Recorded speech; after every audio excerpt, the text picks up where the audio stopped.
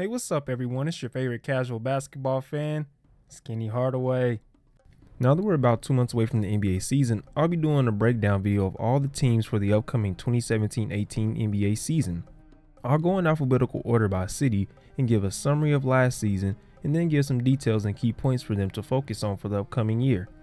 I will be breaking this up into parts so you won't have to watch or listen to a video that's possibly over 30 minutes long. I wouldn't torture my loyal audience like that. This is the second part of the series, so I'll start where I left off. The Houston Rockets finished the season 55-27, which was third best in the Western Conference and good for the third best record in the NBA after finishing just 500 last year in what was deemed as a disappointing season. James Harden was amazing this season, posting 29 points, 8 rebounds, and 11 assists, which he was one of 3 players to post at least 25 points, 5 rebounds, and 10 assists in NBA history. He was a runner-up for MVP again. Whatever your stance on MVP is, you can't deny that James Harden helped lead the attack on offense that Mike D'Antoni helped revitalize, which was top 3 in the NBA. Also in D'Antoni fashion, the Rockets were in the bottom half defensive-wise, but that's expected when your executive embraces analytics and believes that the mid-range shots are pointless and not valuable. Everything is either in the paint or a 3-point shot, which showed us the Rockets set the record with the most 3-point makes in the season in NBA history. They made the playoffs and were bounced in the second round by the Spurs in 6 games. They didn't do much in the draft, but they did re-sign Nene to a 3-year deal, which he will help in the interior and was very good off of pick and rolls. They also picked up another potential 3-and-D player in PJ Tucker and picked up another guy who can help on the perimeter defense-wise in Luke Mbah-a-Moute. They also signed some bench guys to fill out the roster. They possibly made the biggest splash by trading for Chris Paul, which they lost some of their important pieces from this past season's team. I'm personally looking to see what Chris Paul can do and bring to the table for the Rockets. If you thought this offense was crazy before, this season will be another record breaker possibly. And here's a term for you guys to remember, and just remember that you heard this from me first: the Spain pick and roll. I'm just saying, do some research on it. I think the Rockets can either be in the Western Conference Finals or Finals if they can get this all together, or as we might seen before, it could all go left, maybe an early exit.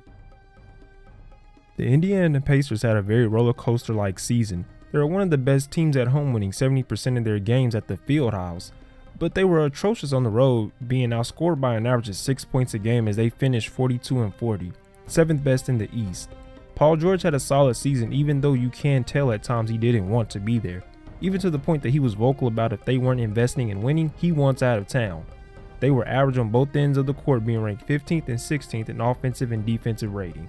They made the playoffs and were swept by the Eastern Conference champs Cleveland Cavaliers. Although that did happen, the Pacers gave them all they could handle, but it wasn't enough to keep Paul George satisfied, as he was traded to Oklahoma City Thunder for Victor Oladipo and some loose change.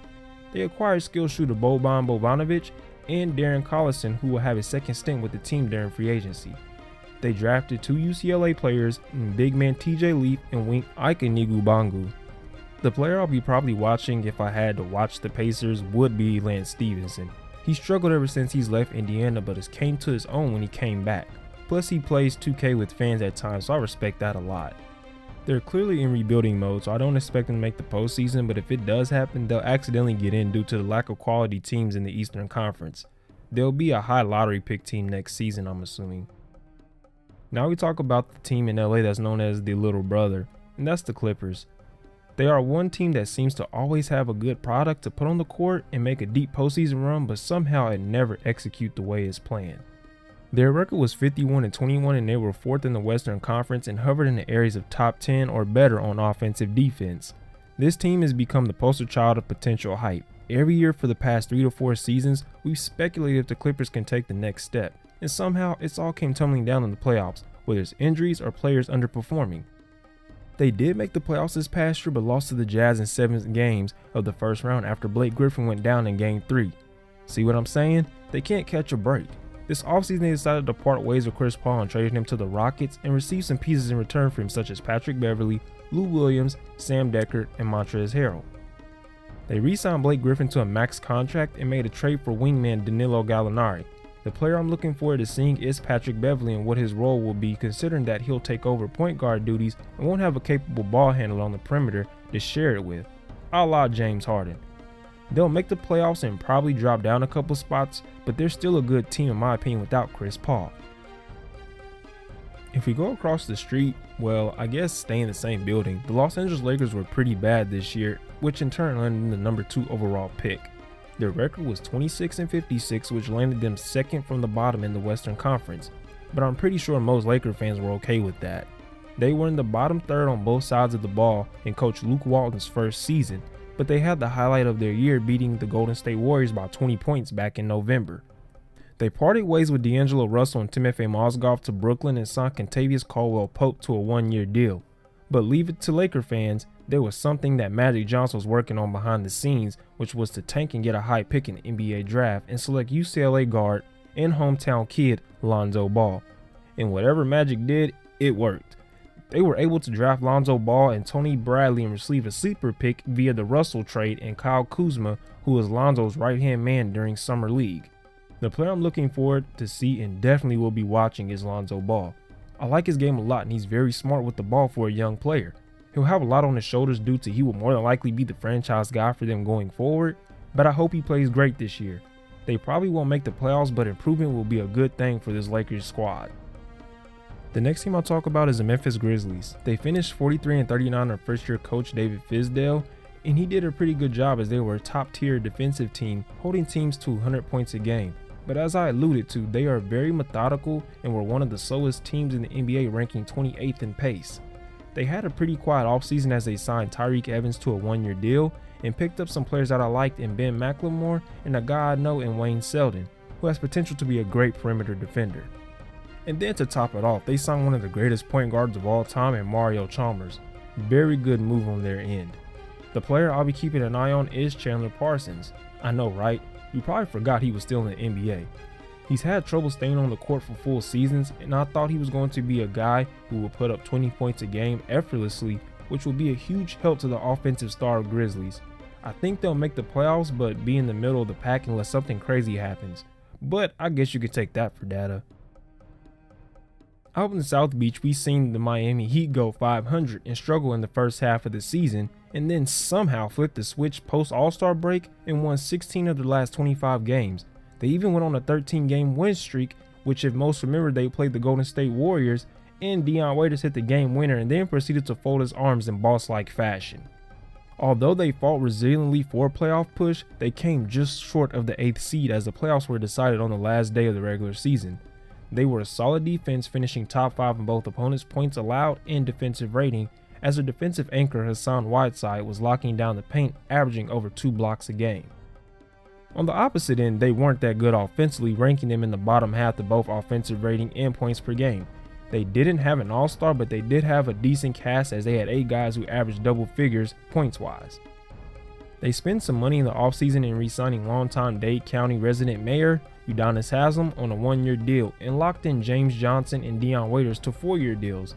They signed Kelly Olynyk to a 4-year deal for $50 million, which will help stretch the floor for them and give a guy who can complement Whiteside. They drafted big man Bam Adebayo, who is a ball of energy in the paint and loves to bang down low for boards. He'll be a good guy off the bench for his rookie year, but if he can find a way to control his body, he's going to be a very productive player for the Heat in the future. The player I'm looking forward to watching is Justice Winslow. He looked to be one of the best prospects coming out of the 2015 draft, and he hasn't been bad, but he's just been average for the most part of his career. But I'm expecting him to step up in a year or two and be a good two-way threat for the Heat.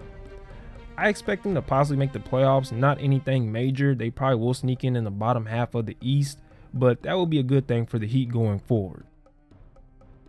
The Milwaukee Bucks are a team that looks to be dangerous in the future. They have a young core in Jabari Parker, Thon Maker, and Giannis Antetokounmpo, aka the Greek Freak. They finished the season 42-40 and made the playoffs as a 6th seed, where they lost to the Toronto Raptors in 6 games. They have a coach I think is good for this young team in Jason Kidd.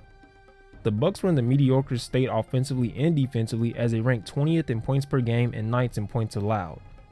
Same story for the offensive and defensive rating as they were 13th and 19th in those areas. I do think they will get better on the defensive end due to they have length, but they're young, so the learning curve for them is still in progress. They re-signed Tony Snell to a 4-year deal and drafted DJ Wilson out of the University of Michigan and Sedarius Thornwell from South Carolina. The player I'm very eager to see get back on the court is Giannis Antetokounmpo. He's probably my top 5 favorite players to watch right now. He's taken ridiculous strides and has matured to be a top 10 player in the NBA. I expect him to take the next step and become a serious MVP candidate. Yes, that's how much confidence I have in him. I think the Bucks will be in the playoffs again this year. I won't say they could creep into a top 4 spot, but it'll depend on how the team improves defensively. The Minnesota Timberwolves were honestly disappointing to me this season, and I won't say that I was expecting them to go deep in the playoffs, but finishing the season 31-51 was a huge letdown considering the young talent that they have. I expected them to at least contend for the postseason. They were average, ranking 10th in offensive rating and 27th defensively, which was pretty abnormal for a Tom Thibodeau coached team. This offseason the Wolves were busy. They made headlines trading for Jimmy Butler and giving up Zach LaVine in the number 7 overall pick in this past draft. He is a perfect piece for this team as he's one of the premier two-way players in the NBA. Plus he's played for Coach Thibodeau previously during his stint in Chicago. The perimeter defense will benefit the Wolves the most due to Andrew Wiggins not being good or a decent defender at all, and Karl Anthony Towns having to carry the load offensively for them is a lot to ask in for a young player to play defensively too. They signed some key pieces that'll fill in the gaps with this team, such as Jeff Teague to a 3-year deal, Taj Gibson to a 2-year deal, and Jamal Crawford. I really like the balance of young core guys in Towns and Wiggins, and I like the mixture of veterans in there too for this team that will smoothen the maturation process. The pressure is on them now. I expect this team to make the playoffs and really be no worse than the 5th seed. They really need the 4th seed to get home court advantage, especially how the West is looking. The player I'm looking forward to seeing is Andrew Wiggins. He's had a lot of hype coming out of college and is a former number 1 overall pick. I'm not here to act as if he's been horrible or had a bad career, but he hasn't grown or added to his game since he's came into the NBA. I would like to see him take the next step and become a two-way player, also so that the perimeter will be locked down considering how teams are shooting threes at an exponential rate. Down in the bayou, we go to the New Orleans Pelicans. As they ended the season with a 34-48 record and won the bottom third of the Western Conference, they were an average team with above average expectations, finishing in the middle of the pack offensively and defensively. They missed out on the postseason for the 2nd time in a row, and they acquired DeMarcus Cousins at All-Star break, but they couldn't find success with him there to save their season as they lost 14 of the last 25 games. As they looked to be on the road to nowhere, the Pelicans had to rely on free agency due to not having valuable selection spots in the draft, where they selected Dwayne Bacon and Edmund Sumner. They signed Darius Miller and former backup point guard for the Warriors, Ian Clark. They re-signed their starting point guard Jrue Holiday to a big contract for 5 years and $126 million. The most interesting move they made was signing Rajon Rondo, who Cousins has praised to be one of his favorite teammates in his career, so I'm very interested in seeing how that plays out. And speaking of DeMarcus Cousins, the player I'm looking forward to watching is DeMarcus Cousins. I think that he likes Alvin Gentry, and if him and Davis can work the inside-outside game and basically play two-man ball, they will be a force to reckon with. And now that Rondo is on the team, I think the Pelicans can have Cousins run some valuable minutes with the second unit, and it'll work since he has a good rapport with Rondo. Last season, people expected the duo of Davis and Cousins to be an instant success, but disregarded the learning curve that it came with. So now I expect to see them coincide with each other after having an offseason to go over everything. While I won't call them the next Duncan Robinson duo, I will say in a league where perimeter players dominate, this team could be the anomaly and still be contenders in the West with 2 of the top 5 big men in the league. I expect to make the postseason this year, and I won't take any excuses outside of injuries for this team. And last and certainly least, the New York Knicks were an ongoing circus this season as the team actually did better than what you think, finishing 31-51 and were the 3rd best team from the bottom of the East. They were horrible all around as a team ranked in the bottom third of most categories in the NBA, and they looked to have a solid team coming into the season despite the memes about them. And guess what? They lived to the expectation of those memes. The Knicks were a complete mess as they had to deal with the drama from sources giving out a Carmelo Anthony trade scenario every other week. Kristaps Porzingis is basically doing everything he can to piss off the front office, and Charles Oakley ready to put their owner in a coma. Then to top it all off, Phil Jackson purposely comes in and turns the franchise on his head, blow it up to smithereens, and then leave it for everyone else to clean up. But he got 11 rings though. They got to work this offseason by signing Michael Beasley, Raymond Sessions, and Tim Hardaway Jr., who received a 4-year $71 million contract. Not saying it's a bad move, but that's a lot of money. Just saying. They also signed a guy I know in Ron Baker, who I think can have a solid career if he wasn't stuck in basketball purgatory they call the Knicks. This offseason has been probably the best part for the Knicks as there's not much basketball to talk about. But in typical Knicks fashion, they managed to make headlines for all the wrong reasons. In the draft, the Knicks had the 8th pick in what seemed to be a good top-heavy draft.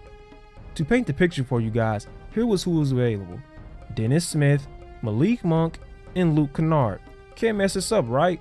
Well, here's what they ended up with.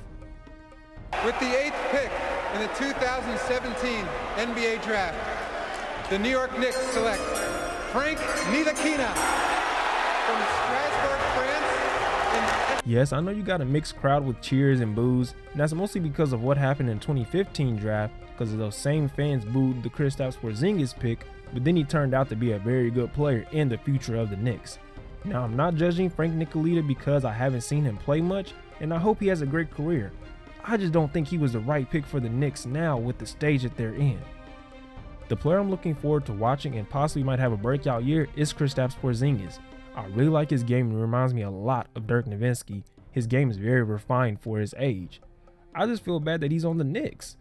And I don't expect much from this team. They don't have a current direction right now, and they'll be in the bottom of the East more than likely. I just ask that they do one favor, and that's let go of Carmelo Anthony because he does not deserve this. Do the right thing, Knicks. Shout out to Spike Lee. That's it for me, everyone. Thank you all for watching the video. If you enjoyed it, please hit the thumbs up and click that subscribe button and the bell for notifications on my channel. This is Skinny Hardaway signing out.